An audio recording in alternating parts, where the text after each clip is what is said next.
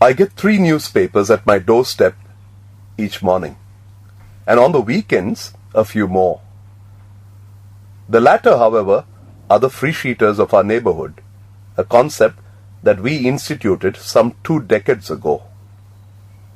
My life and my work revolves around news and information, and anything to do with news. It is a good habit that grew on me from the time when my dad bought the Mail, that popular eveninger of our city that is no more.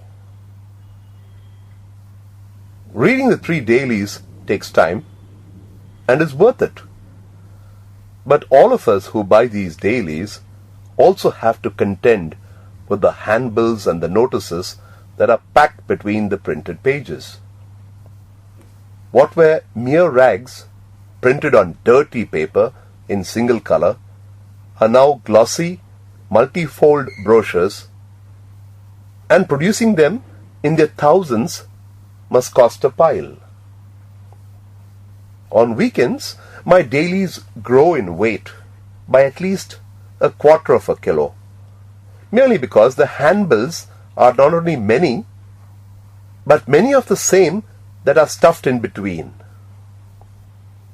From the local veggies store to the new salon down the road, from the promoters of apartments in Madambakam to fixers of mosquito nettings, the variety that spills from my dailies are a torrent. But I do look at these flyers closely. Anything is of some value if you are the sort who looks closely. In the neighborhood where I live, the local restaurants are very aggressive with their narrow advertising. Many of them now provide us with their entire menu card. And recently, a restaurant called Enter Keralam showed in what is called its home delivery menu. On a lazy recent Sunday, the single color menu card of a new restaurant caught my eye.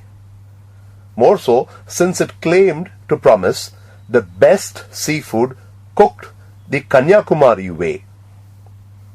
My order was placed and it arrived on time. But I'm not giving it even 4 out of 10, and hence will not want to get back to this restaurant. What I do go back to every morning is a big gunny bag. For after I have done with the daily newspapers, I carry the handbills and dump them in one place to be sold off as waste to the Radiwala when he drops by. Can you imagine the amount of handbills waste we contend with in our homes every morning? We may have to live with such advertising as long as it pays the people who pay for it. But there seems to be a need for a sustained effort to store and dispose the handbills in a more organized manner. We have heard of the online-driven Kuppattotti group, which makes it easy for people to get rid of unwanted stuff. So, is there something we need to do to recycle handbills? You tell me.